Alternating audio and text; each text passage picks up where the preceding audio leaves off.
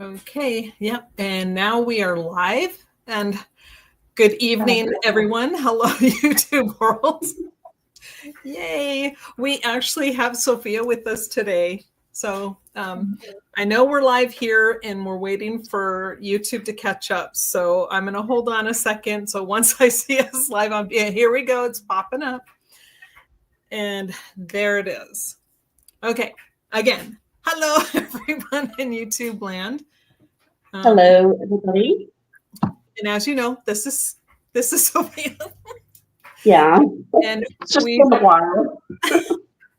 Yeah, it's been a while since we've been on to discuss the David Crowley case.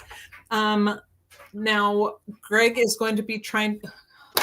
God, English would be good. Greg is going to try to join us in a few minutes. Now, William, I have not heard from William, but I do know that he works later in the day. So I don't expect to even possibly hear from him for at least for about a half an hour. And hopefully he'll jump on. Have not heard. He hasn't confirmed or said he can't make it. But we did hear from Greg. Sophia heard from Greg. And he's trying to get some things done, and he will try to jump on in a few minutes. What I have seen, and I have read the comments that have been left, and we have some new people, not only to my channel, but who've been following the Crowley case. And so they kind of, it's like, you're home here. I'm glad you're here. Join with us, talk about it. Feel free to, ask us questions, or if you feel like you want to do a live, jump on and do a live, or if you want us to do another live on a specific topic of the case, or if you want us to do a video on the case, let us know. And we will be more than happy to get in there and get it done. I have I think I have over 200 videos on my channel. Not all of them have something to do with the case, though. So you might find a lot of your questions answered if you look through some of the videos. Sophia, do you want to say anything while we're waiting for Mr. Greg? Wow. I was just listening to what you had to say. I'm here for the ride. Okay. Well, tonight. Okay, and tonight we are actually going to discuss the blood analysis. Now, it's a topic we've talked about a lot, and I've done videos on it. Sophia has done a lot of research on it. We did a video together on the blood, not just the DNA analysis, but the blood spatter patterns. There's a lot there that show not only was there probably somebody else there, but that the case and the murders did not occur the way that the narrative says that they did. We see 4 gunshot wounds to 3 heads and 0 throughout the entire house, inside, outside, garage, car, nowhere. 0 high velocity blood spatter, which is what you get with a gunshot wound to the head. There's low velocity, medium velocity, but no passive, but no high velocity blood spatter at all. And that's a problem. I mean, it's a huge problem. And in the blood, we see that oftentimes when it's a mixture of 2 or more individuals, David, Kamel, or Rania, or 2 of the other 3 are excluded. It'll be a mixture of 2 or more individuals, and the other 2 parties are excluded. And then they say that they would not expect to find this DNA match among the general population, anyone that is not related. Well, that only leaves a related person, which they never took blood samples. They didn't compare family members. But you would think, I mean, it's like common sense, common knowledge that if you have a blood sample on a weapon or a piece of evidence, and it shows the blood of one person. There are 3 people there. The other 2 people are excluded from contributing to that blood, but there are at least 2 or 3 contributors to that sample they've picked up. We have a problem, and it's a big problem. So, you have anything you want to add? I mean, that's just the thing. Is they didn't do any testing outside of who was there in the house, and with those DNA results, it's contradicting the original story, the original narrative. But there are 3 major factors that basically rule out what the original narrative is, and that's the DNA, that's the blood spatter, and the fact that David died first, which we'll get into again. If you haven't watched our other videos, then this will be big news. But and this is literally the reason why I just dropped out of the videos later on, because the case was over for me. But I mean, you can't argue with that. It's like when the autopsies state marked autolysis for David and then autolysis for Rania and Kamel. Or Ron, I don't believe I still am completely 100% convinced it is not Kamel on that floor. So the female body on the floor. And it's like, hello, you have one that is further in decomposition, David, compared to the other 2 victims on the floor. So explain to me, Apple Valley Police Department, BCA, and the coroner's office, please explain to me how someone who has further decomp died after those that they supposedly killed. And then the narrative was that David shot and killed his family, but then waited, what they said, maybe up to a day before he took his own life. And it's like, this dude's a miracle. You know, he's got all the things, all the cards up his sleeve to be able to, you know, do all that, die hours, if not a day later, and then make it so that his body decomposes faster in the same environment as the other 2. It doesn't work that way. Correct. And then when you add in the fact that there is not any high velocity blood spatter, which high velocity is from a gunshot wound. Everything else is low velocity, medium. Medium is blunt force, and knife, low velocity. Oh gosh, it's been a year. Like injuries, dripping, you know, as you're walking and it's dripping, that'll be passive. And then you have transfer patterns, and then you have all this other stuff. And there's evidence of transfer, there's evidence of passive, there's evidence of medium, but zero high velocity. And that is the only spray pattern you can get from a gunshot wound. Yeah. And I mean, honestly, there's also proof that these bodies, if it actually is them, they were moved after they were supposedly killed. Because if you look at the carpet where Kamel was laying, if she had died there with 2 gunshot wounds to her head, that whole area would be saturated in blood. Yep. But once they removed her body, and you see another photo of that living room and the carpet where the couch is, there's no blood there. Yeah, there's no blood under any of them. There's decomp fluid from where the bodies had come in contact and were starting to break down. Now, there is evidence of that, but none of the bodies there's no blood underneath any of the areas. Now, David was missing a hand. Kamel was missing 2 hands, one under her body, one above her head, and then her head and the hand were covered by a blanket. not visible. When they came in, they had no idea she was missing her head or both of her hands, because again, underneath the body, and then like this, and then her on her stomach, and the top of her head was covered with a blanket, so not visible. They couldn't see anything, but still. So when they moved the blanket, and then they're looking on the floor with all of these limbs missing, there would be blood, and there's not.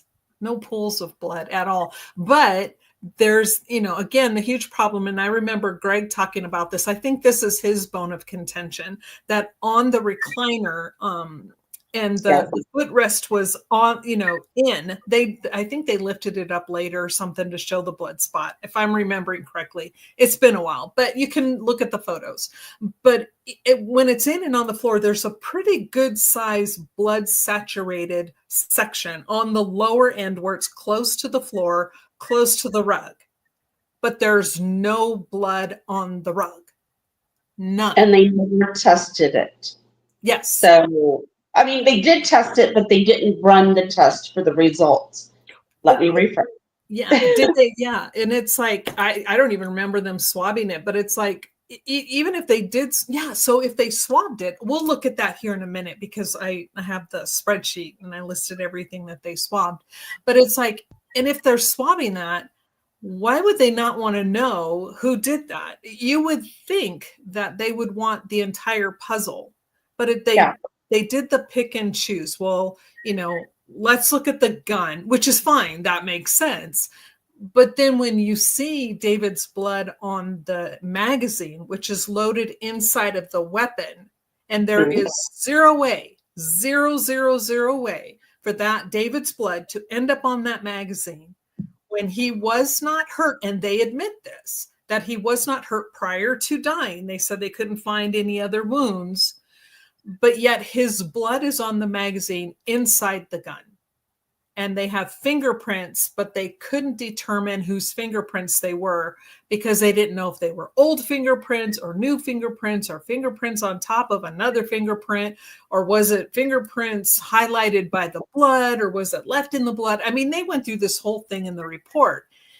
And you would think they would want to try to figure something out, at least try to get a match on these prints, but they did nothing with them at all. And no question at all about, well, why is his blood on the magazine inside a gun?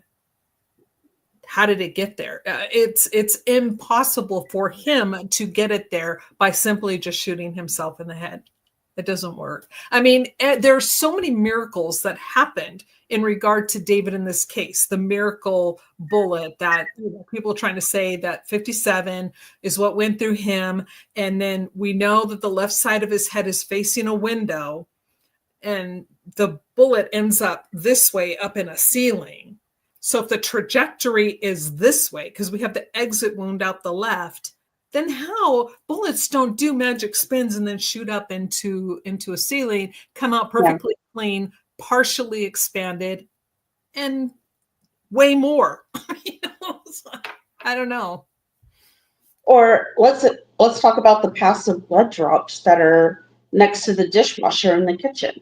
Yeah, leading to the dishwasher too. And then on the dishwasher they found open, and there's passive blood on the floor leading to it. So that's little drops. There's a drop of blood, and then a drop of blood, and then a drop or two on the dishwasher door, because it had been down. And they don't test that either? They swab it, but don't test it. Mm-hmm. I mean, to me, that would have been, like a home run right there. That's who did this.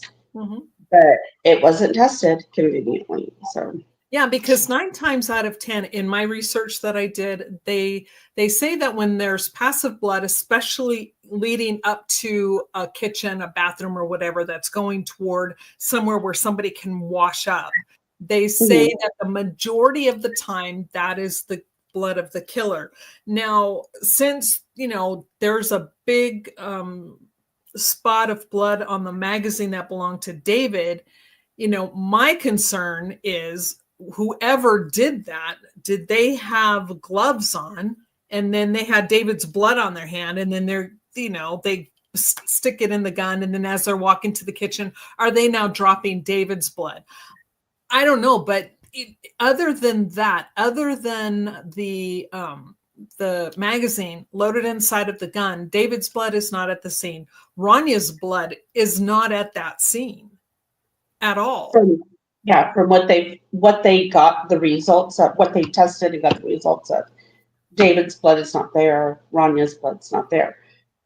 What they got their blood off of was the knife, the gun, and the bullets that they found, which we have issues with that because 57 was found a month after the bodies were found.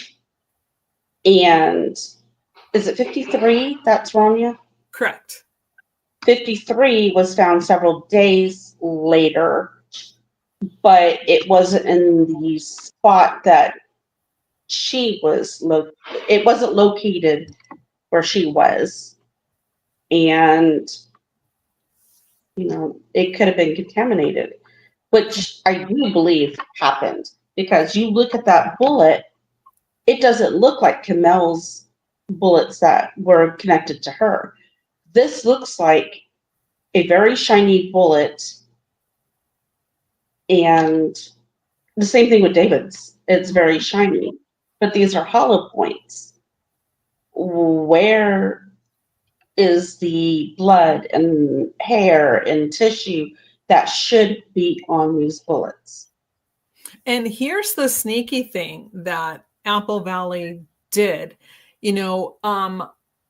We, the public and other groups, have associated these bullets with the victims. They do not ever state in any of the reports that 57 killed David or 53 killed Ranya or 44 and 42 and 43 killed Kamel. They don't say that at all. They just sit there and run it and they swab it, and then they come back and go, oh, DNA was found. This DNA was found on this one. And that's it. They never piece it together. They don't tell you how and who and when and what person died and by which bullet at all.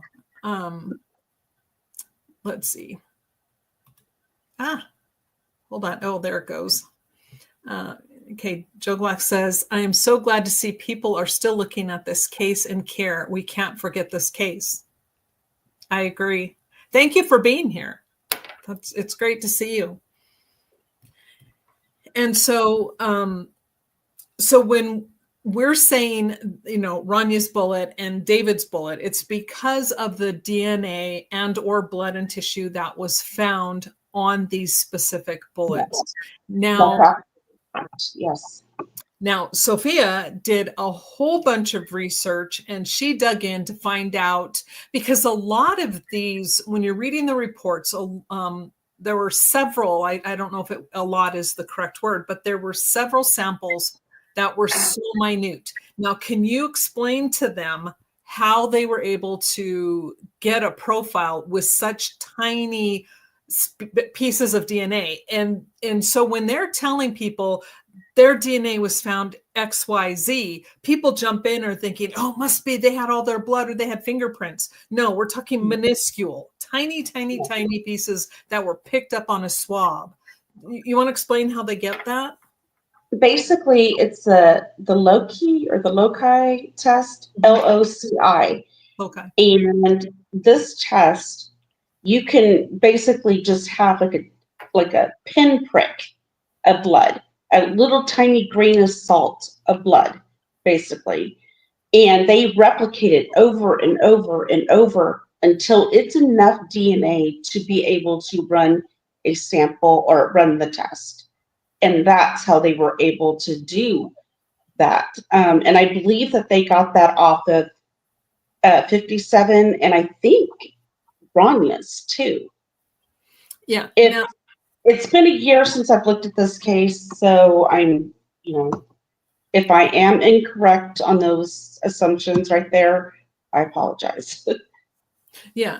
And I mean, I have been looking over and over, but again, this case that we were given, it's well over 1,000 pages, right, of documentation and reports. Some, Yeah. yeah. With the Blacklight report, yeah, we're looking at over 2,000 pages. So we have read every page. We have, and so some of this information kind of sometimes, gets lost in the shuffle of our brains. But with item number 57, they had to swab it, and it was phenonegative. They could not find, it said no blood detected on item number 57. So, but they found DNA after doing the test that Sophia was talking about. So it clearly did not go through David's head. Well, it can't. It's not the miracle bullet that enters through the right side, exits through the left, spins around, and and there's a glass window right to his left, and have that spin around and then shoot up into the ceiling above and then heading east or whatever over his head. Bullets don't travel like that. So we clearly, the scene is, and then, okay, I'm jumping all over, I'm sorry. But when they left that day, they left with 6 bullets and 1 unspent cartridge. And 3 of those bullets belonged to Kamel. 1 was in the ceiling, 1 was a fragment. What else was ceiling, or it went through the basement? Yes, it went through the floor. I'm thinking downstairs. It went through the floor and then the AK ceiling of the basement and then into the basement wall. They call it the south wall. That was number 45. And so number 45 had nothing on it. They found nothing. But they didn't leave. So when they're walking out, my take on it is they're like, oh, well, we have 3 bodies, 3 bullets, so we know what happened here. And then when the testing came back, all 3 of those belonged to Kamel. Everything belonged to Kamel. And like she was saying, Ranya's the one that had her DNA on it, which we know did not go through her body just by looking at that bullet, because it had no blood, no hair, but they were able to find trace DNA on it. Or maybe they found some of her blood when they swabbed it. I think that one was phenopositive but her body was also on that rug. Yes. And so it could have picked up DNA when they rolled that rug up.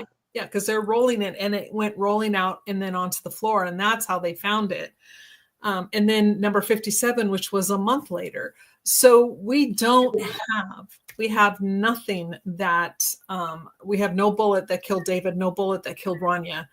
And so we have 3 bodies and then only 1 body with 3 bullets that clearly are associated. You see the blood, the tissue, the hair. You see that within the expanded petals of the bullets that went through Kamel. And they don't even question their own narrative. It's like an idiot can look at this. And I'm not saying that to be rude. Someone who has 0 knowledge of anything could look at that and go, well, this guy didn't do it. He's not even here. He's missing from the scene, his house, his cell phone. And you were the one who pointed that out, Sophia, that his DNA is missing from his own cell phone. His personal cell phone did not contain his DNA at all. And what I need to reiterate in regards to DNA and regards to item 57, they never specified that it was blood. So it could have been saliva, it could have been a hair, it could have been skin cells, it could have been anything. And when you look at the picture for that bullet, you see that it is very shiny, very clean. Well, we can rule out blood because they say no blood detected on number 57. So we know for a fact that does not have blood. So that only leaves the DNA coming from the sources that you were just mentioning. And so, I mean, with all of this and everything that comes back in on this case and everything we have, and then also, like you were mentioning, everything that we have to prove he didn't do it, let's add on the blacklight report. So we have the report of all of the data for the laptop. And that tells us right there on the front page that his laptop that was on the island in the kitchen was accessed. The hard drive was accessed on January 14th. Now, those bodies, regardless of who they are, those bodies were already deceased on the 14th. They were found on the 17th. They're already dead. And somebody accessed the root drive of that computer. And we know that his Day One journal was modified. We see all kinds of information on this blacklight report. And when we started pointing this out to the DA and then to the police department, all of a sudden there is an issue and now they can't give us any more. They refuse to release what they had promised us, which was what? The breakdown of text messages? Is that what you were waiting for? Yes, text messages and emails, which I was promised. And then once we pointed out that there was an issue in regards to the blacklight report, and also that somebody had forged a police document, the one that supposedly shows like the order of death and says that David was smoking pot right up until their deaths. And was not Detective Kokonos? Or yes. how would you say his name? I mean, now out of all of the reports that I've read, and I really need to say this because I don't respect 98% of everybody who was involved in this case, but he is the one person, the one detective that I see that really did a good job and followed what he should have. So he actually, didn't he have to write an affidavit? He did. He did write an affidavit, and I did receive that. And then I received 2 different letters from the county prosecutor's office, basically stating that if this case ever goes to court, that I was like, who are they going to charge? You guys basically condemned David. So well, basically, from what those letters implied was that they were still looking into the case and that there was a possibility in the future that somebody could be charged with this crime, because they said that murder does not have a date where you can't what is that word? Prosecute. They can still prosecute, you know, and charge for a murder case. But what they did, and you're right, the DA, what she said, she was the which attorney was she? The district attorney? Who was that? She was the county attorney for their county. Yeah. Okay. So she's high up. They had to go to her. She then sends a letter to Sophia to tell her that they're not releasing any more information because, you know, somewhere down the line that they could charge somebody else with this murder. And so ergo, since murder cases are never really closed, then now all of a sudden they can't give us any information. And this is a big crock of patootie cakes, because they adjudicated and they closed this case, which means that they shut it down. They said they've solved it. They found the person involved. Ergo, there's no chance that they would reopen it. And they tell us, I had a talk with the captain, chief, whatever his name was, Right Skull, whatever his name was at the time. And no, it was a different one, because Right School would never contact me. He always put it off onto somebody else. So I think it was the new one. Yeah, one of the other officers. Oh, there's Greg. Let me add Greg in here. Hi, Greg. So he contacts me, and then they're like saying, "We're perfectly happy. We're not ever going to open this case again. It's done. It's settled." And then all of a sudden they send this letter going, oh, well, we can't give you any more information because we may just go ahead and you never know if we're going to charge someone else in the case. And it's like, you already adjudicated it. Within the courts, it's adjudicated. So you can't use that as an excuse. But we live there, so we can't fight it. Yeah. And one really interesting thing about those letters is limitations. Yes, that's what I was trying to think of, and I was going blank. It was right there in my head, and I was just going blank on it. But those 2 letters that I received from the county attorney, they never mentioned murder-suicide. They only mentioned the murders. Right. And that really stood out. And the fact that in the future, if they went to court, because somebody was already contaminating the case by forging documents, that this might become an issue.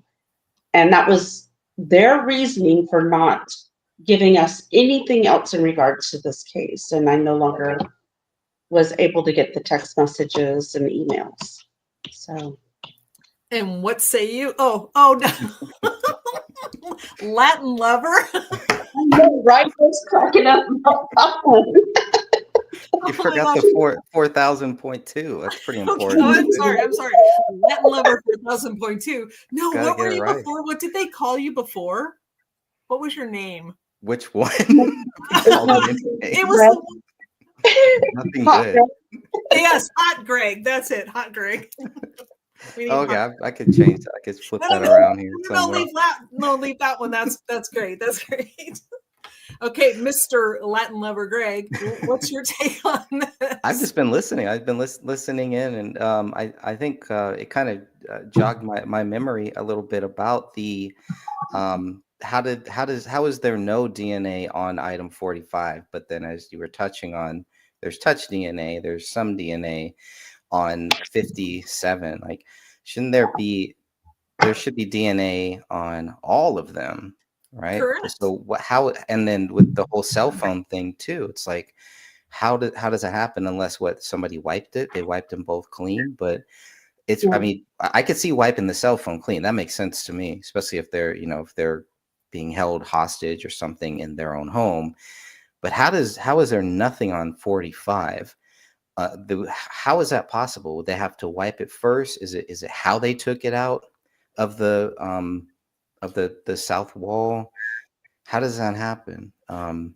That's a good question. We can only speculate. And was whoever loaded that into the magazine, were they wearing gloves and just took it out of the packaging, straight from the packaging with gloves? We don't know. But yeah, it's like if they can find minuscule DNA for David, which would make sense, because if he's the one loading his magazines, it would make sense that his DNA would be on those bullets and they would find something. But yet, You're right. You're correct. On 45, they find nothing at all. There should be somebody's on there, which I think is one more thing that kind of leads some people to think, well, this had to have been a professional hit on some level, at some level.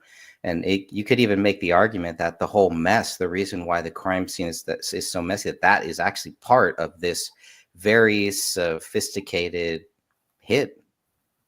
Yeah, they created a ton of chaos. So the mess that they set it up to try to look like a crime scene just creates nothing but chaos, because we can run in circles and we point out everything. And it's like, well, this is wrong. Yeah. And we're like, it just doesn't make sense. Mm-hmm. Yeah. And shall we talk about the bullet matching the gun or not matching the gun? Weren't you the one who was coming through with that? Yes. In the ballistics report, and this is buried deep within the 488-page BC report. And I mean, it's buried deep in there, and it's in 2 places. Now, here's something else that any of our listeners or anyone who watches this, that when you clean your weapon, you do not leave a bore patch in your weapon. Now, David was a veteran. He was in the military. He knew how to clean his weapons. He was creating a movie. They would go out to the range and fire all the time. So he knows that you don't leave the bore patch in the weapon. There's only one place, one or maybe two places that the bore patch is mentioned. They mention that they found a bore patch within the gun, inside of the gun. David wouldn't do that. Now, why don't they mention that, like make that part of the report? But they don't. They list it as items that were found within the gun in one place, buried deep in the report. And then when they're doing test fires, they did 4 separate test fires. So they have 4 bullets. And in that report, it states poor reproducibility for lands and grooves. So they fired 4 separate ones, and they had a hard time trying to get consistent lands and grooves, anything to match up. And then they take item number 57, compare the lands and grooves with the small pellet the fragment, tiny fragment of number 31. Was that it, Greg? Because I know, Greg, you were the one who pointed this out a lot. They match 57 to the weapon via item 31, which is a petal, just a fragment. And then they say that the lands and grooves match. And the way that they worded it was so freaking confusing. It's like, okay, does it match or not? Because what's going on here? It was tricky. Yeah. It was, and I know that we had some back and forth on that a lot. So. Yeah, they made it seem like everything was cut and dry, and then nothing is. There's absolutely nothing here that is cut and dry, where you would just say, okay, yeah, that's definitely a double murder suicide. Let's go on to the next case, which, as Sophia knows, the next case is weird too. So something in the weird, but it adds up a lot better than this case did. They also missed bullets in that case too, remember? At least one bullet. It was like, so that's how they roll, I guess. Yeah. Well, and I know this is hard to understand because I didn't get it either. But the one time I went and I spent the day at the coroner's office with my friend, and the one call that we went on happened to have been a shooting. And I asked them because they figured out they had missed, when they got the photos back. I'm trying to think of how it worked out. It was so long ago, but then they figured out that they had missed one of the bullet wounds on the body until later, once we got back to the coroner's office. And I'm not sure if the body was there, and then we're looking at the body. I can't remember. It's been too long. But so I asked them, I was like, well, is that normal? Do you guys normally miss bullets? And they're like, yeah, you have no idea, because sometimes it can go through a wall. Sometimes it gets lost in the drywall. Sometimes it gets lost in furniture or within a body. They're like, sometimes we can't find it. Mm-hmm. So that kind of makes sense. However, it seems like AVPD went out of their way to find just enough to match their narrative, but then it came back and bit them in the butt when the DNA all proved to be Kamel. So yeah, or like Nick's favorite saying is, "Why didn't they look up?" Yes, well, if yes, that hole was there, obviously they didn't look up. And when I think it was Boone or Booth, because I get those two names mixed up, that was called to go out. First of all, we know Klein was the one who reported it. Klein said he was there with David's father. They contact David's father. He's like, I wasn't there with him. I did not let him into that house. So, we'll get to you in just a second. Yes, I know, right? So we know that. So whichever one it was either Boone or Booth. We know Klein was there without permission. He went up into the attic. He's now contaminating the scene. He admits he's trying to find it. And then their first words were, they opened the door and they saw an obvious hole in the ceiling. Now, if you have over 30 people running through this scene for 10 hours, 12 hours, maybe, whatever it was, and nobody from BCA, Nobody from the coroner's office, no one from the police department, no one from the sheriff's department. Nobody saw the bullet hole in the ceiling, but yet they want us to believe that this obvious hole was there the entire time. Explain it to me. Now, Joe says, for those who listen and can't watch, Joe Black says, the bore patch is ridiculous. You don't have to even have military training. That's firearm basics. Also, bore patches are usually white, reassembling the weapon. It'll stick out like a sore thumb. Thank you. I have been trying to put this out there. It's part of the cleaning thing. You don't leave a bore patch in your weapon. And yet to have this buried so deep in the reports and only mentioned once and never mentioned again is ridiculous. Yeah, absolutely. God. Okay, sorry, my phone auto-corrected on that. Not fireworks. Plenty of firearm training. You want to read what you wrote for those who only listen? David had plenty of firearm training. He went to the range and often did drills.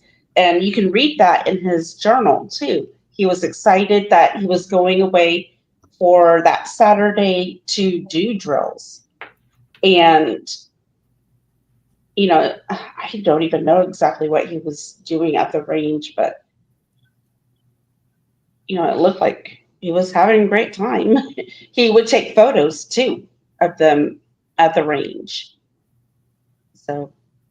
Yeah, and I went and I asked several people up here where I live, one of them being my son, because my son is really into going to the range and firing weapons. And I asked him, I'm like, how likely is it for someone who deals with weapons all the time that they would leave the bore patch inside the weapon and then fire it? And he goes, nobody would do that. And it's across the board. When you're asking even people at the range themselves, they're like, nobody does that. And David was too smart to leave a bore patch in his weapon, you know? And then Sophia says later, she says, so that's a really wonderful point, Joe. And that's for those, again, who are only listening and aren't watching. So we have poor reproducibility on the test fires. We have a bore patch that was located within the weapon. We have no DNA of David on the weapon itself. No bullet that matches his, no bullet that matches Rania's. So no high velocity blood spatter. We have DNA with a mixture of 2 or more people that will exclude David and or Rania or Kamel. Mm-hmm. So we have an extra person. They say that the mixture, when it's of 2 or more people, that it would not be found within the general population. They would expect not to see it outside of a related person in the general population. So that only leaves a related person. So who is in there doing this and touching these bullets? And then you add in that little note at the end of David's autopsy saying that he had, Catherine, explain once more. Yeah, he had marked autolysis. Is that what you're talking about? The marked autolysis? Mm-hmm. So again, when you're going through the stages of decomp, as soon as you cease to breathe and brain function and everything just stops and you're truly dead, the body begins the process called autolysis. It's where it begins to break down on a cellular level. So that, imagine, for lack of a better term, the body begins to eat itself. It starts breaking things down. And with autolysis, with the stages of autolysis, you have, I think, 3 or 4 different stages. So the very beginning, they just died. It's like whatever. And then early stages, early to moderate, you can have up to 25 to 50% of the nucleus of these cells will be broken down because the body is breaking it down as cells are dying, decomposing, and going away. Those are the stages that Kamel and Rania are at. Now, David, with marked autolysis, he is at up to a 75% of his nuclei are now broken down and become water within the cell. So Yeah. that means he has been dead longer. His decomposition has been going on for a longer period of time. So if you have that, the police cannot explain to us how it is that that's the case, and yet they're still saying he committed murder and then suicide hours, if not a day later. Correct. So with everything added together, we have a staged case Mhm. where David was being used as the patsy. So, What's your and biggest we- contention, Greg? I'm sorry, Sophia. I'm sorry.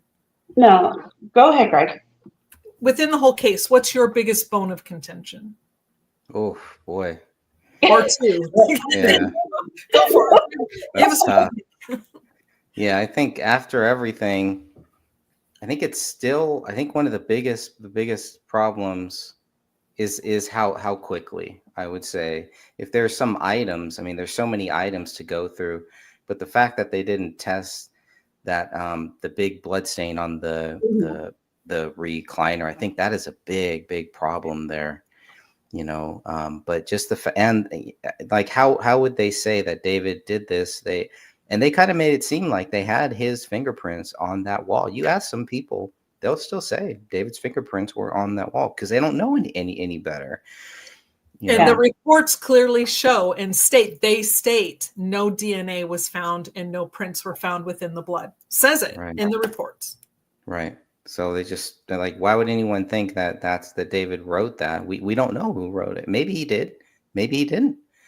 So it's just there's so many things like that. But I think that recliner still bothers me because it just leads me to think that it's the biggest evidence, the biggest proof that the bodies were moved at some point. Somebody moved those bodies. Mm-hmm. You could say whatever you want to say, whether they died in the living room or not. It's hard to say that all three of them died the way that they were found. I think that's at the very least, even the most jaded people can see that. Yeah. And Joe has another big point right there. Facts don't make for sensational headlines. It's true. And that's why they didn't put him in there in the beginning. It was all David was a conspiracy nut. He was working on a movie. It was all of this anti-government stuff, like all that. It's like David isn't anti-government. He was in the government. He was all right with it. He understood what the difference was. There's good cops, there's bad cops. There's good soldiers, there's bad soldiers. I think David ran in with the truth movement. I think he ran into a lot of people who he thought were good. And I think he realized that a lot of them weren't.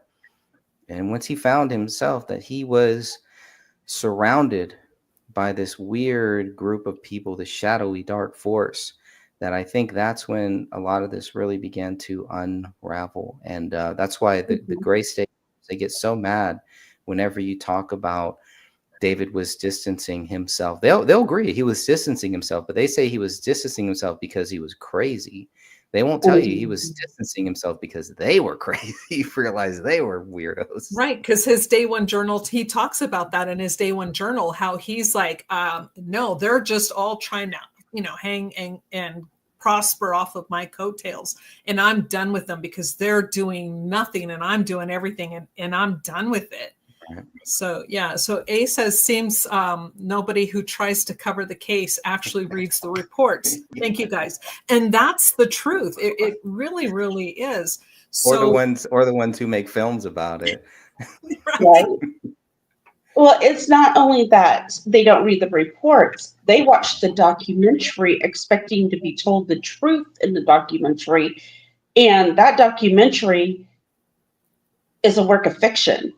It is literally manipulating the viewers into believing that David did this horrendous crime. That he was crazy, that he was a drug addict, that he was an abuser. And there are no facts whatsoever in any of that. Yeah, because he talks about trying shrooms in his day one journal and he talks about smoking pot. And they'll talk about that. Yeah. But they don't Yeah, but they don't talk about where a few months down the road where he's like, you know what? I smoked pot for the first time when I was 28, and I think I'm done with that. That was And in his interesting. and in his Mhm. autopsy report, he's clean of any drugs whatsoever. And it's like, Alcohol. Yeah, yeah, I no know. alcohol, no drugs. So Because he they were wasn't. also accusing him of drinking too. Yeah. But the Yeah. only thing that he ever really talked about drinking was beer. There was Well, they didn't find Absinthe. any hard alcohol in their house. They didn't even find beer, or they would have taken photos of it to bolster Again, their case. right, exactly. And at the beginning, again, at that same time, he did try absinthe, and that's a pretty strong alcoholic thing. Mhm. But again, it's like he went to his rebellious teen years at 28 years old, and for a few months he was trying stuff, but he didn't like how it made. And in his journal, didn't he say that he and Kamel didn't like how it made them feel, and they didn't really like it? So they're like, you know what? We're not really going to do this anymore. So then the fact that you have Chris, what's his name? Who was it that said that David sent the text and said, hey, he wants going to come by and pick up some pot? Yeah, Chris Peck. Chris Peck, thank you. So Chris Peck is saying that he has this a text message, and the police say, yeah, we verified and we saw it. There's no copy of it. They have other copies, but they don't have anything to back up that supposed text. And there's none in David's system. It's like, oh my gosh. David did mention trying wine when he was out in Los Angeles. He did mention that, and he actually said that he liked that better. He liked that better than beer too. But yeah, I was just shocked that we didn't find any beer or anything like that. Nothing. And then there was one because he was a Costco guy too, I think, right? I think there may have been a Costco. I don't remember. Maybe I got that wrong. I don't know if they have a Costco out there. But I remember someone did find a box in his basement. There was like a beer box. But sometimes when you go to a Costco or one of those places, they don't have bags for whatever. Yeah, Whole Foods doesn't have. Whole Foods. Yeah. Well, at least the one here where I live, they don't have bags. You pack them in boxes. That's interesting. Yeah, and if he truly were an alcoholic like Sophia was, or even drank a lot, like Sophia was saying, you would have found empty cans, you would have found actual cans of beer or whatever, and there was nothing there. And Joe says on a side note, who's ever heard of a violent stoner?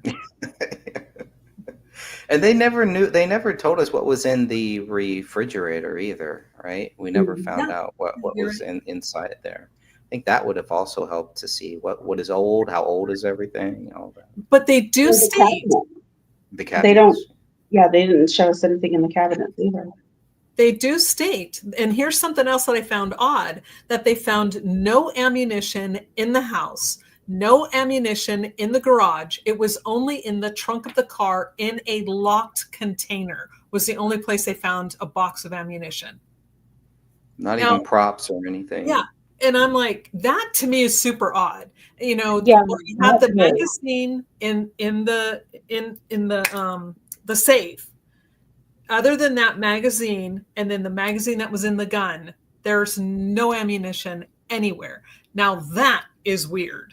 Could that be because either they had children, or maybe because they were planning on leaving? If you have weapons all over, why would you not have, your ammunition? I mean, it just doesn't make sense that he, along with the single magazine that was in the safe, why would he not also have a box or two of ammunition within that safe?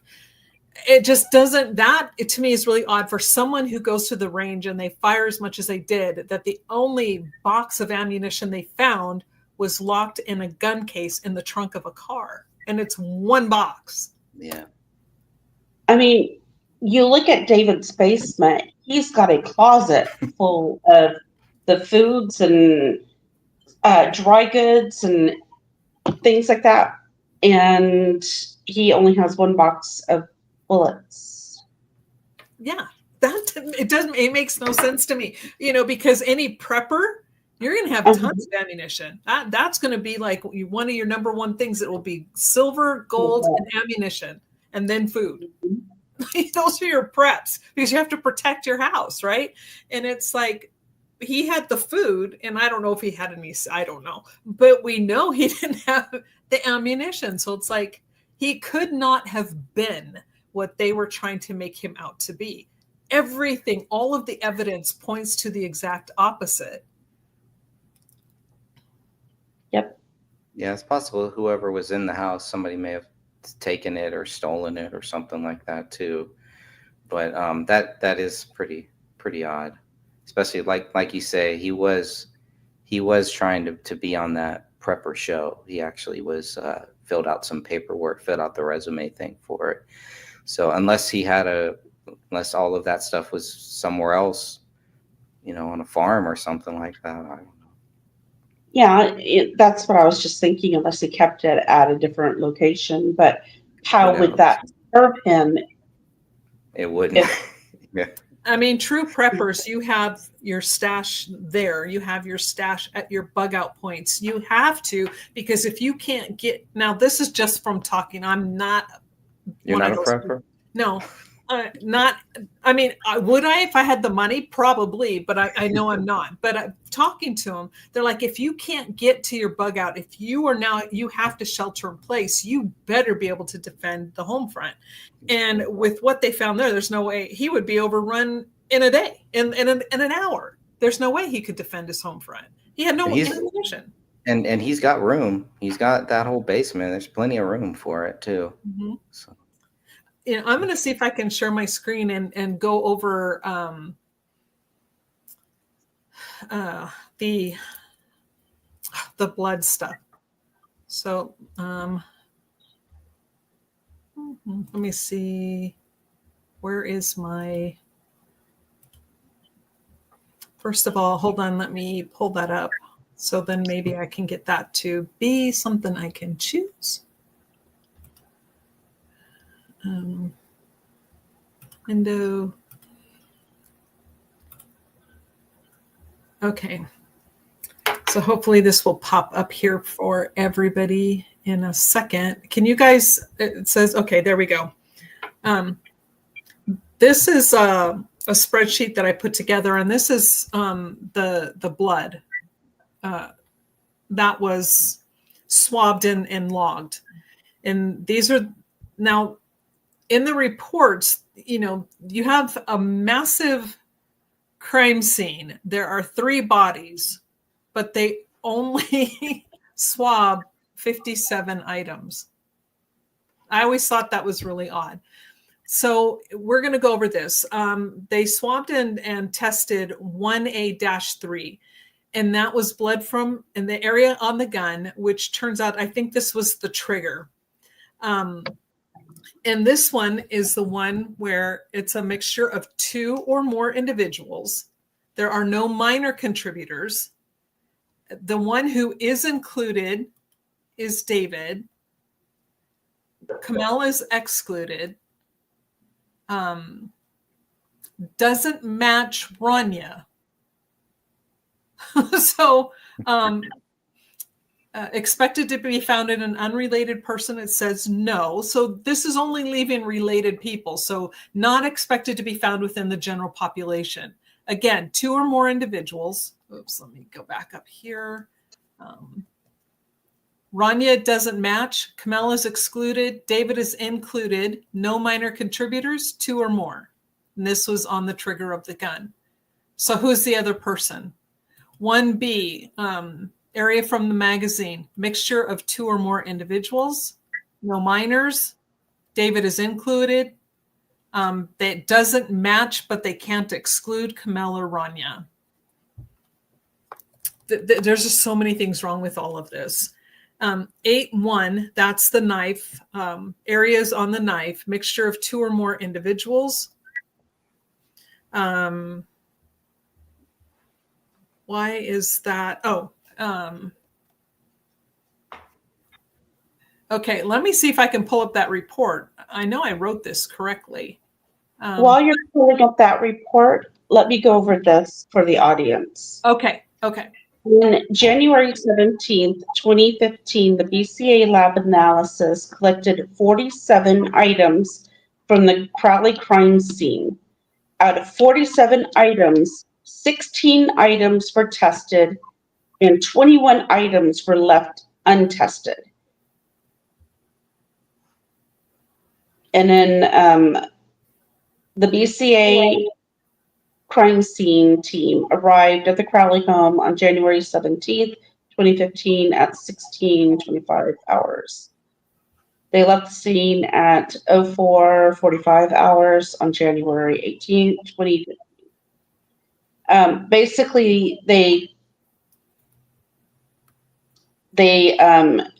had the 47 items. They came back 2 days later and collected item 53 that they had found, or the cleaners had found.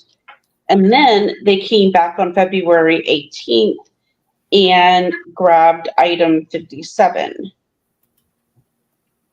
So all in all, that was 49 items. And they only tested 16. And it's ridiculous. Right here, these, as she was saying, these items right here were the only ones that were tested and came back. And again, this is the problem. Let's see, on number 11, what was 11? Oh, I have to, yeah. Okay, 11 was from the west wall. We have the footprint, hallway, blood in the hallway. Not enough genetic material to know. Kamel is included, so we don't know how much, but with these others, blood from the cell phone island, mixture of 2 or more individuals. David is excluded. Again, keep in mind, that's his cell phone and his DNA is excluded. And a DNA mixture of 2 or more individuals. There are no matches. Nobody is... let's see if I can highlight that. No one is absolutely included. David is excluded, but it doesn't match Kamel or Rania. So if you have 2 or more individuals and basically everyone's DNA is missing from the cell phone, whose DNA is on the cell phone? None of this makes sense.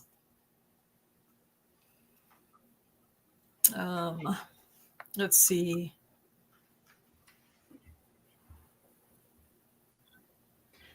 See, I have that's item 35, the cell phone. Yeah, blood from cell phone on the island. See, I have something different in my book.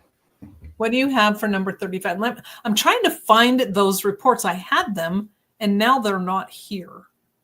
I mean, I had them ready to go, and now they're not here. But let me see if I can pull them up. I have that a blood mixture of 2 or more individuals was found on the phone. David was excluded, like you said, from being possible contributors.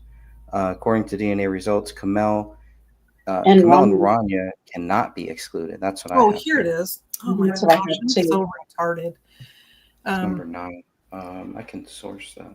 They cannot be excluded from being possible contributors. David's DNA, however, was excluded from being a part of the mixture on his very own iPhone.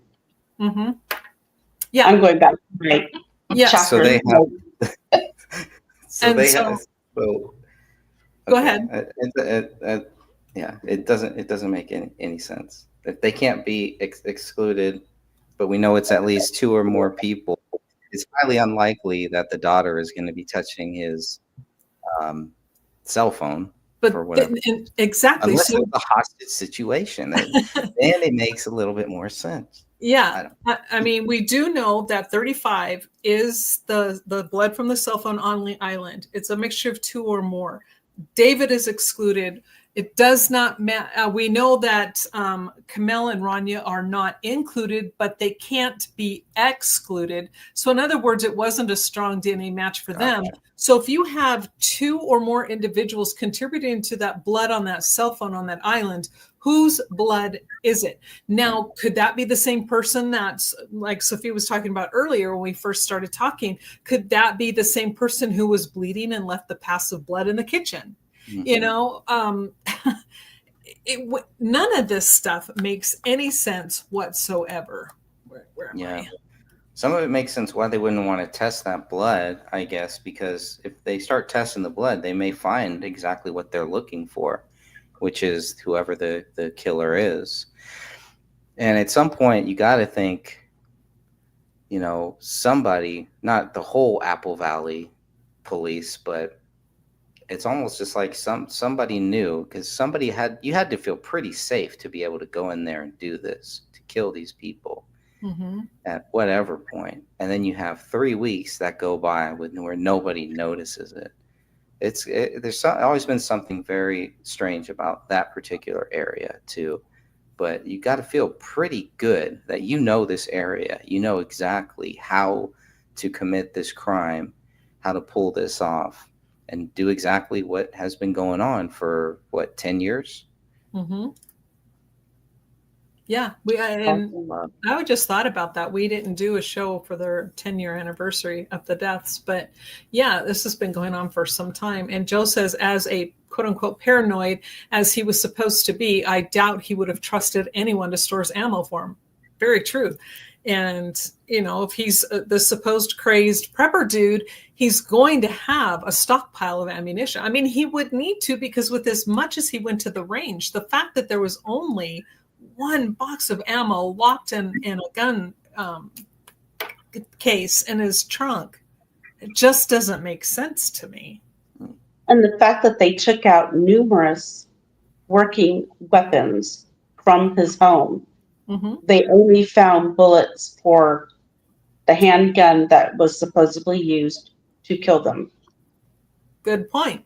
That just does not make sense. Excellent point.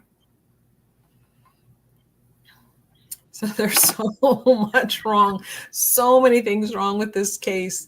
And this is why I think most of us are just like, there's no way he did this. Whether or not it's them on that floor, it doesn't matter. It's still the fact that he did not kill his family. And the police know it. The ME knows it. The DA knows it. Everybody knows it. But nobody is willing to come forward. And why should they? If the family isn't going to, if the family isn't going to stand up for David and for David's wife and for their daughter, why should the police or anybody else, why should they spend any time going through it? I think that's one of the real sad tragedies here too, is how the family is just, where are they? They're just completely missing. They signed on the documentary, and David's own friends condemn him. Yeah. And they were condemning him before the police actually came out and said, hey, this is a murder-suicide, and here is the case that's completed. They were already condemning him and working on a freaking documentary. Yeah, if the police had known more about this, about the falling out, and then it comes out, well, they really did. They knew about what was happening with Danny Mason. Maybe they didn't know everything about Sean Wright and that big falling out. Maybe they didn't know about some of the other people's falling out too. But I mean, it's on the social media, and they have all of that stuff. They went through the same stuff that we did, all on David's, the stuff that wasn't taken down. But just the stuff that wasn't taken down, you can clearly see that David is rebuilding a new team. And so why do the cops, why are the Gray State Goons so close to the investigation from the very start? It's very strange. Yeah, especially when, as a matter of operation, the standard operating procedure is the immediate family and then close friends. They need to be investigated. It's just what you do. They want to be cleared. You want to clear them. Process right? of elimination, right? But instead, they bring them in like a mother hen. Oh, come here, come stay under my wings. And what did you guys think? And who do you think did this? And oh yeah, he did it. He killed his family. Wow. And then they try to take over everything.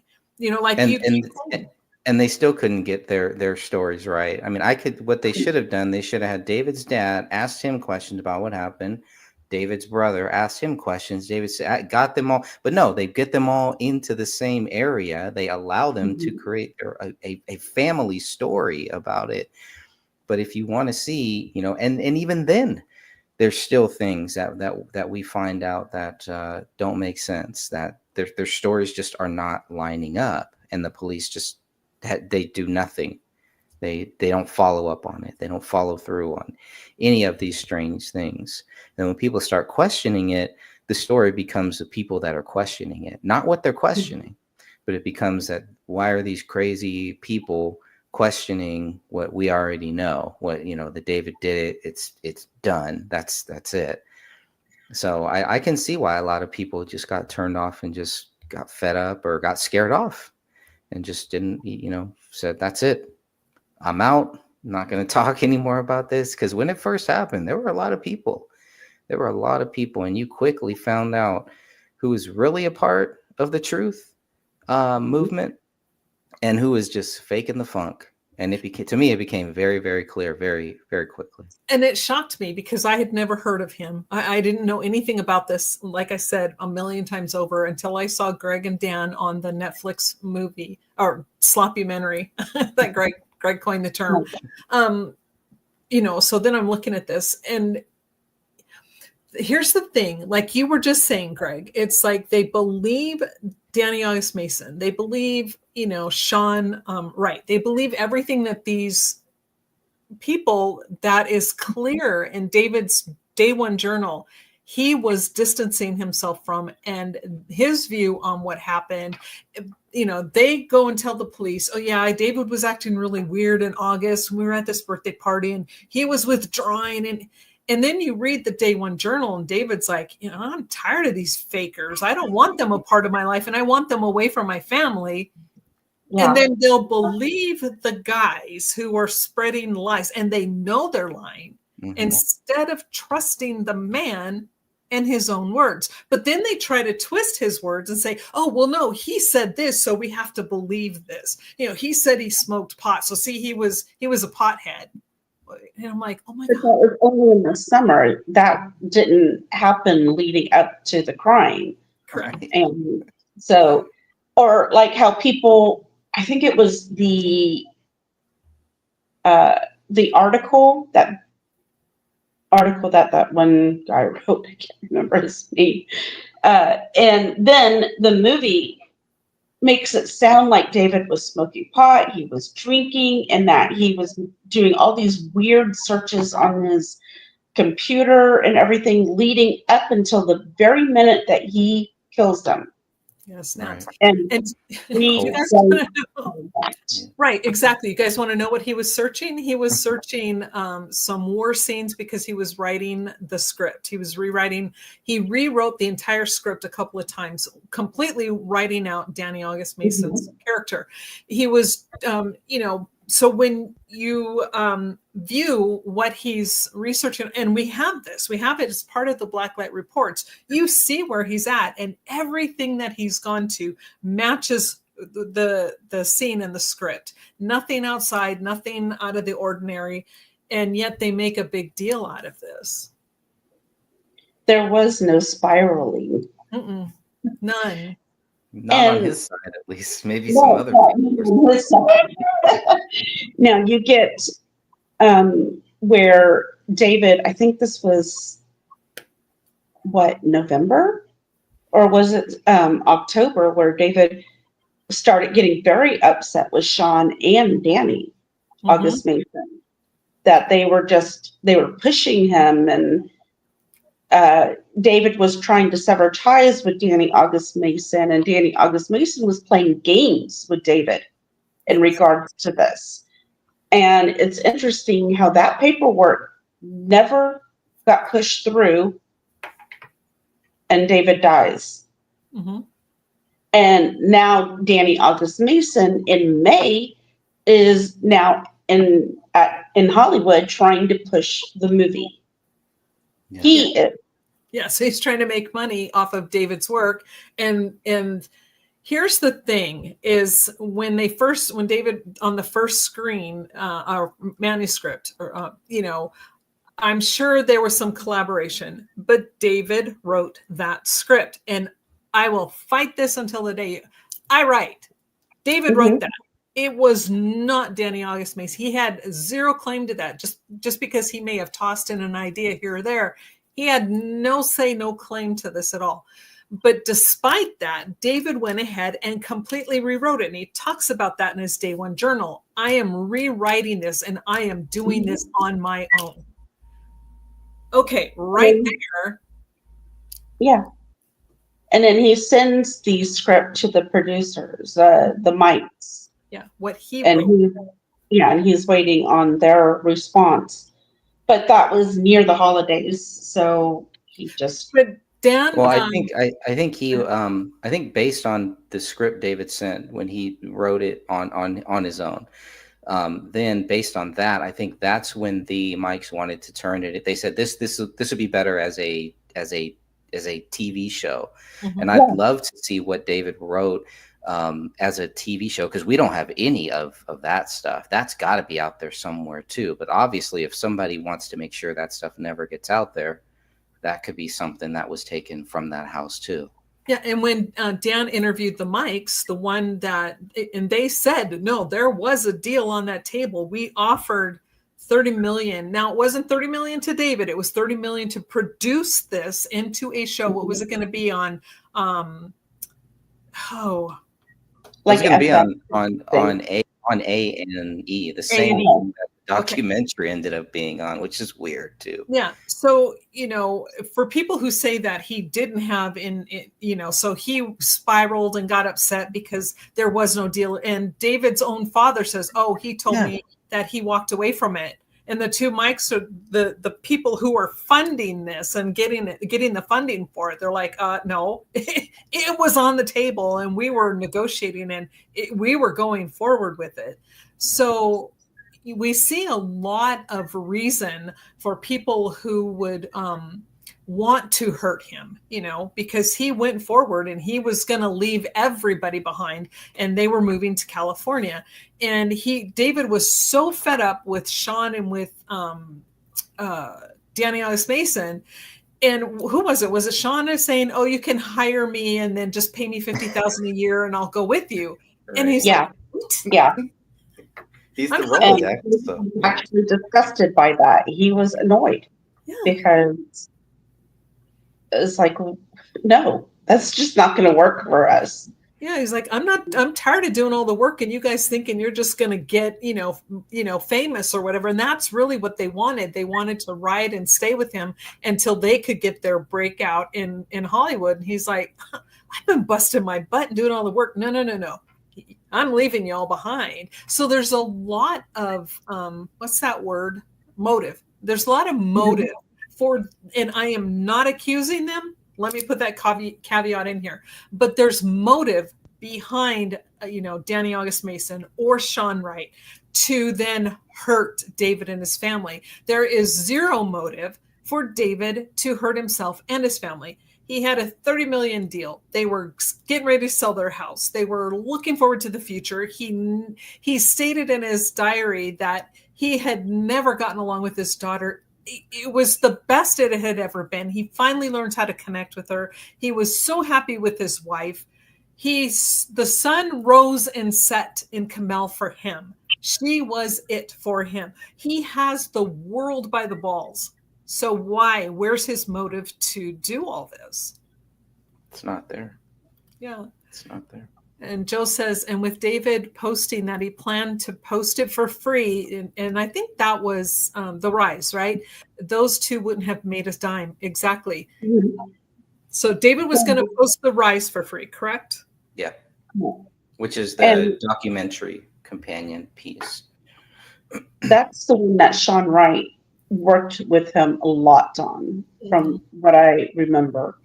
In fact, he's actually in it being interviewed. Is that correct, Greg? Yeah, he wanted his stuff taken out. That's what really caused. That was one of the last conversations that was taken off of Facebook. And who took it off of Facebook? Tell everybody why. Well, Sean Wright, in the documentary Great State, The Rise, in the rough cut, which was put out there, Sean Wright was talking about not paying your taxes and how you could, doing some, what we would call today, sovereign citizen nonsense kind of thing. But he was basically saying we should not pay taxes. And so Sean Wright wanted that taken out because apparently he had some case for not paying his taxes. He was being sued by the federal government for not paying taxes. So he was sent a text message, or was it an email? He posted on Facebook. Okay. So either you pull this out, or I'm facing 72. Was the 72? He's facing a long time in prison. You need to remove that, because if you keep that in there, I'm going to prison. Right. So the police don't think that's motive. I mean, do you go to prison for that? I guess if you're Al Capone or something. No, there are a lot of people go to prison for tax evasion. It depends on what he didn't pay and how long he didn't pay it. So didn't he sit in jail for like 30 days or 60 days? According to Mason Hendricks, and so consider the source there, but I think he just ended up paying. I don't think but I don't know. I don't think he did any jail time for that. For the one that he was talking about in that one, he did go back and pay. So when the court came time for that, he, when you're following all this, he went in and paid. So he didn't go, because he came up with the money, and so he didn't have to go and face prison time, because now he met the burden and paid it. But it's like, but at the time we have motive for Danny, we have motive for Sean, no motive for David, but the police latch on, and David's family latches on to David as the culprit. Yeah. Mm-hmm. That's strange. That's the most strange. Don't have an exact date for when Dan Jr. showed up at the house and dropped off gifts. Right. And once again, we are not pointing fingers. We are stating facts. Yep. We don't have an exact date. How do you not know? Was it before Christmas? Was it after Christmas? Was it 2 days after Christmas? A day? We don't know, because we have multiple answers. Yes. And from the same person. Yes. And in the police reports, it shows that when they were interviewing neighbors, and in fact, even from, the wackadoodles next door, they couldn't even be consistent on when they saw the packages there. But the neighbors, for the most part, the majority of the neighbors are saying they didn't see anything there until January. But Dan Jr. is trying to say he dropped them off at Christmas or whatever, somewhere around that time. And it's like, really? Now, if there's a pile of packages on somebody's doorstep for 2 weeks, I'm thinking most of the neighborhood would notice. I think so. Yeah. Depending on the neighborhood, I guess, but well, they all seem to be pretty nosy. Yeah. Well, yeah, you would think the people who lived across the street would probably notice that too. But yeah, I don't know. Everybody's just kind of living in their own world. But the neighbors also thought that there were mannequins when they looked in the window. So it's I don't know. It's definitely this. There's so many strange things about this, and it was so hard to figure out. It's what is meant to just throw people off, what to focus on, what not to focus on. Like I got focused on the paper boy, because the paper boy, and when he dropped the mail off and dropped the paper off, he couldn't get his story straight either. Right. Just because people can't get their story straight, I'm not saying the paper boy was involved in it or anything like that either. But you just have these situations and all of this stuff where he says he dropped the paper off on the one day. The paper coordinator gives a completely different date. So it's like, unless he went back in time, there's no way the paperboy could have dropped off the papers when he said he did. He is a minor, so his mom was also there. His mom gives a different date too. And so you have three different people all talking about when the paper was dropped off there, and what is the importance? Does it even matter about the paper? And I think it is, because it could actually help us narrow down when they actually died, when the last thing was, what was going on, when was the last time they were out of that house. It could have helped narrow down a lot of those things. But and this is what the police do. I think they did their job in following up on that. They follow up on the newspaper person. They follow up on certain things, and there's other things that they just don't follow up on or don't even look at. Mhm. So Can I add that, like in the police reports, we discussed this earlier, but they say that Chris Peck was the one who was talking with David in regards to dropping off pot. But we don't have that text message whatsoever. But they did follow up on Camille supposedly texting her friend about getting together for coffee and exchanging recipes or something like that. So we have proof of that, but we don't have proof of the supposed interaction between Chris Peck and David. And when you go and you look at the phone logs, there absolutely is not any type of conversation between Chris Peck and David, and there hasn't been for months. Nothing via text message and nothing phone call wise. yeah, So and if the police would have pressed Chris on that, they would have forced, he would have had to either show those text messages, because I think, and I could be wrong, but I think Camel's friend is the one who offered the photo, sent them the photo shot, the screenshots of the text back in. But her phone records corroborate the text messages, and that's the problem. The AT&T reports for both his old phone and his new phone do not corroborate any connection between David and Chris Peck at all, like Sophie was saying, for months. So it's like, if it's not showing up on the AT&T phone logs, then it didn't happen from David's phone. And there was something similar that happened with David's dad, right? Where David's dad said he talked to his son at a certain day or something. Then there's no record of that too, right? None. yes. So it's like, come on. And again, there's no proof of any of that. It's just, hearsay.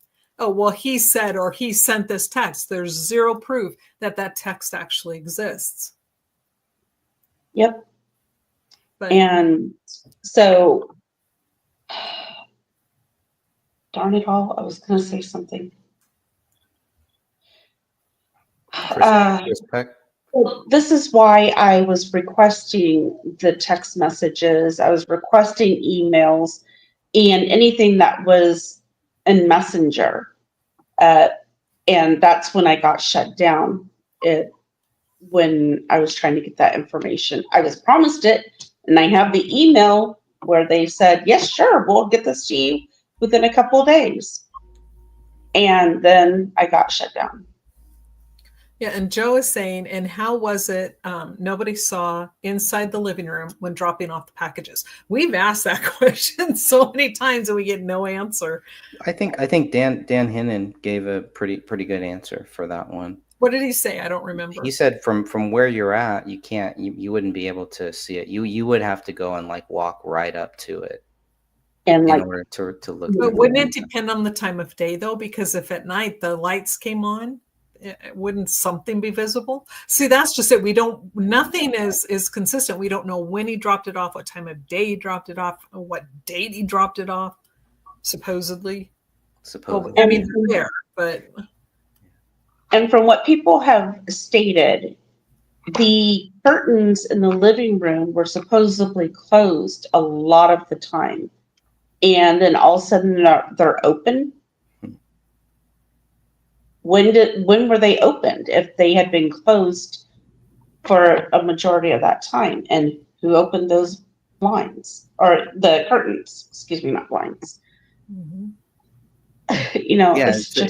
It doesn't make sense. I mean, even from a standpoint where somebody goes in there and you murder them, unless that's part of the game plan, is to leave the curtains open or something. Like, I would think if somebody went in there and wanted to kill him, keep the curtains closed, keep everything closed. But that's not the case. The back door is open. like you said, the curtains are open just there. Nowhere else. All the other curtains are all closed and everything. Everything else is closed down except for there, which is interesting. Joe says maybe the magic bullet opened them. Could be. I'm thinking the dog did, Paleo. Yeah. It could be a demon. Whatever demon was mulling around in that home, I believe. Who knows? The demon wanted the windows open. It's a little too dark in here for me. I need some comfort. Oh man. I know before we, close off, I did want to share the screen one more time. I'm going to share my whole screen. So just give me a second here so I can pull up the photos, because I want to show everyone the blood patterns that were the only type of blood spatter that was found within that house. And you will see that it is not consistent with gunshots. So give me a second here. Make sure. Well, that's medium. Yep, this is medium velocity. Right here. This looks like cast off. Mm-hmm. Yeah. And this is just to show you, again, cast off.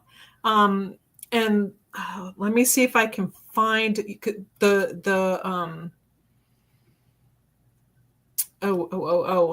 blood spatter by the dishwasher. Oh, I can't even think of the right words. And to give the audience an idea of what high velocity would look like, it's a mist.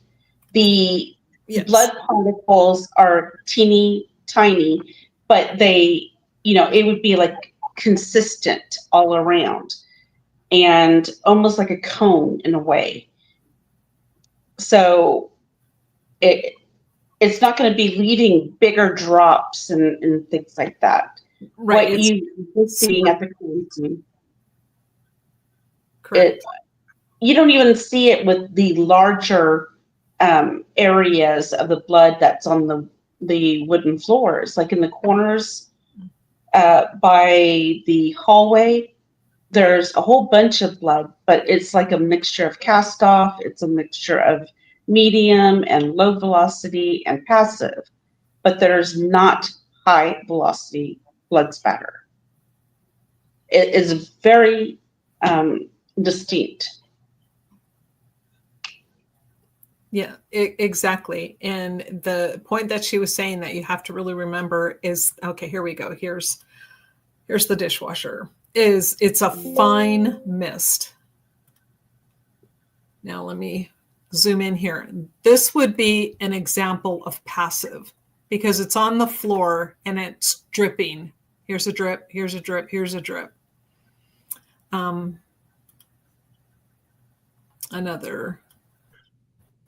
Another view, or maybe a spot, but this is a drip, this is a drip. So it looks like it could be coming from somebody's hand. Maybe it's full of blood and as they're walking. Now let's get to the one that's on the dishwasher itself. Again, just another close up. And this was not tested. And you would think that this would be one of the first things that they test. Okay, here we go. It's definitely from somebody who is walking towards the dishwasher. Mm-hmm. If it came from the living room, it would be at an angle. And these are directly, dripping down. It makes almost a perfect circle in a way. Yeah. So exactly. And so the fact that the blood, how it lands on the open dishwasher like this, it's like, this tells me that this was a family interrupted. Kamel was in the middle of cleaning up dishes. And so they were interrupted. The life that they were living at that moment completely came to a stop and a standstill rather abruptly. What is that? There were some food items on the counter. There was a pan on the stove that had oil in it still. It was like somebody came to the door or busted through, whatever.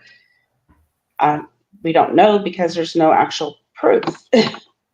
Yeah. But Yeah, there's still coffee in the pot. mhm. Mhm.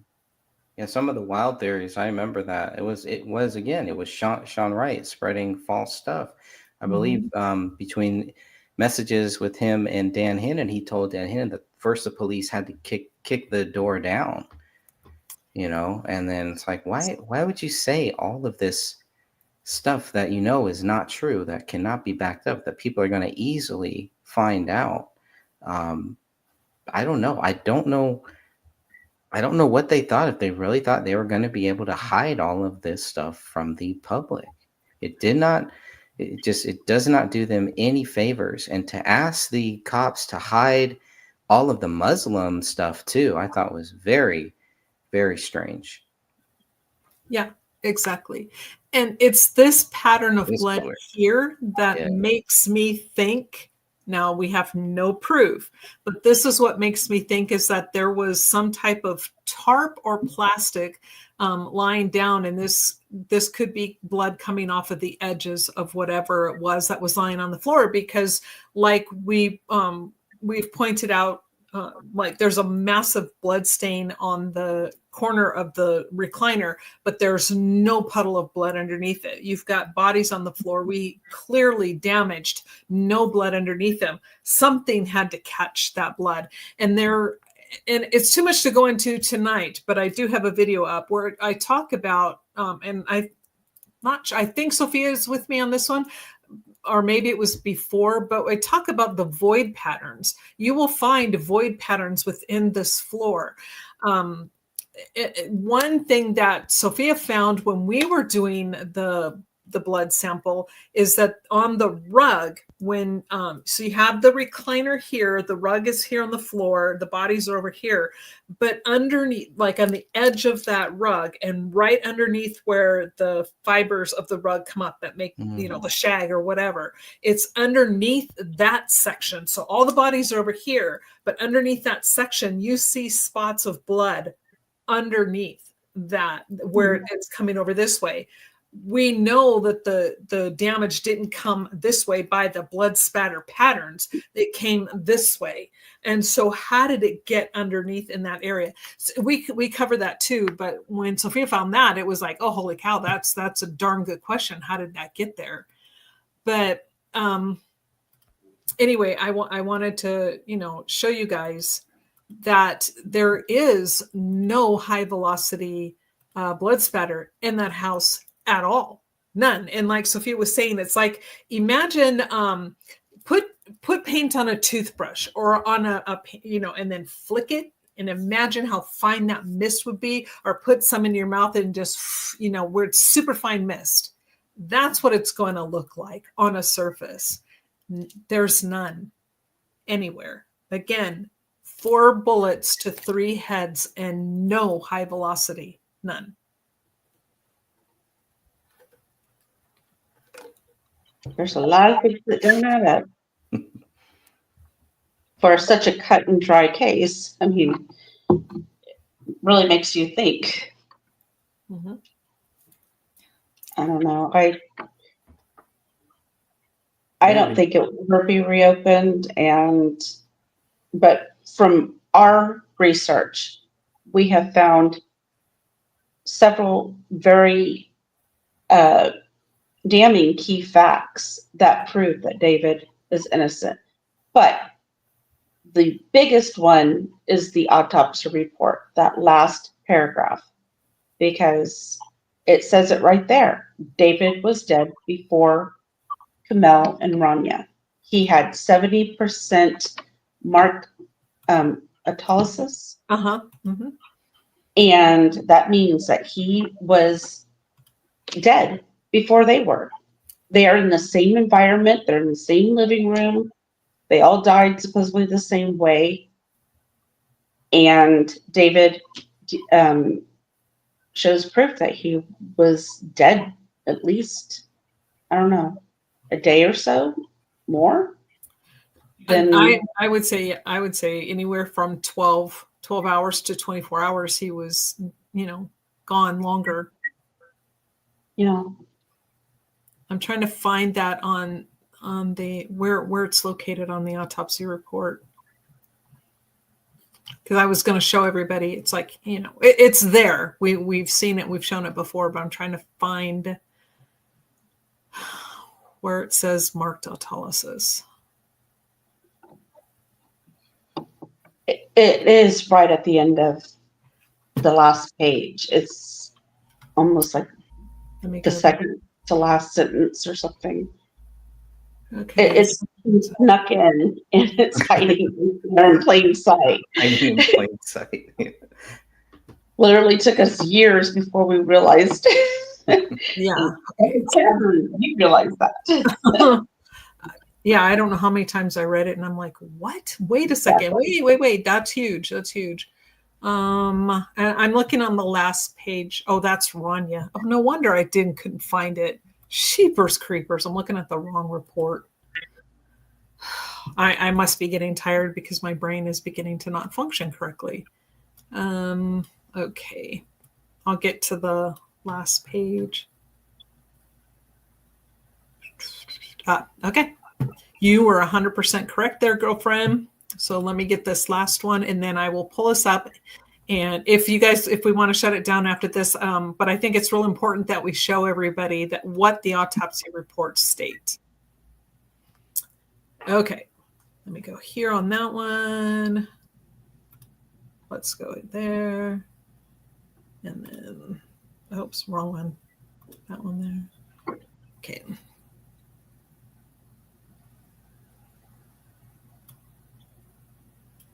Okay, I'm going to share my screen one more time. Present, share screen. And I'll do the entire screen again just because it's easier. So that way.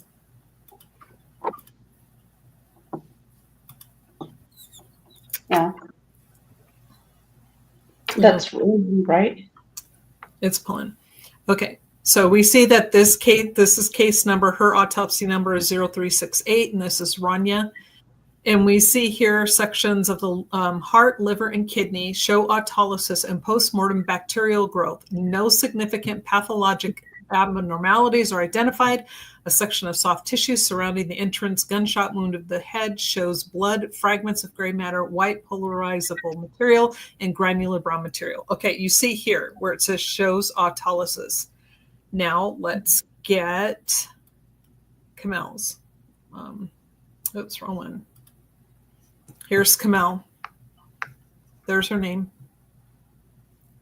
Here's the microscopic examination. Autolysis, autolysis, autolysis, autolysis. Now we've got David's. Here's David's. Sections of liver and kidney show marked autolysis and no discernible pathological abnormalities. This word right here, marked, is what seals the deal. Again, in medical terminology, that means more, it means advanced, means extremely noticeable. His says marked, the other two do not. And this is signed by the same pathologist that the other two. And let me show you what's on. What does that one mean right in front of it? Does that mean anything? Is that referring back to something, or? It's just like number one, and why they put that, I have no idea. It's like if you're going to start listing 1, 2, 3, but they only had a 1. Oh, I see. Like in Kamel's. Yeah. Let's go back here to see who signed these. This is Jessica Lilinski and Michael K. Mori.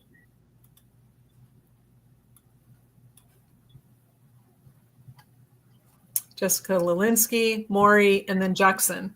Now, it was explained to me that it had all three because this was a child, and this would have been, Johnson would have been the head of the entire facility. But here are the two main pathologists. Mm-hmm. And then Kamel's,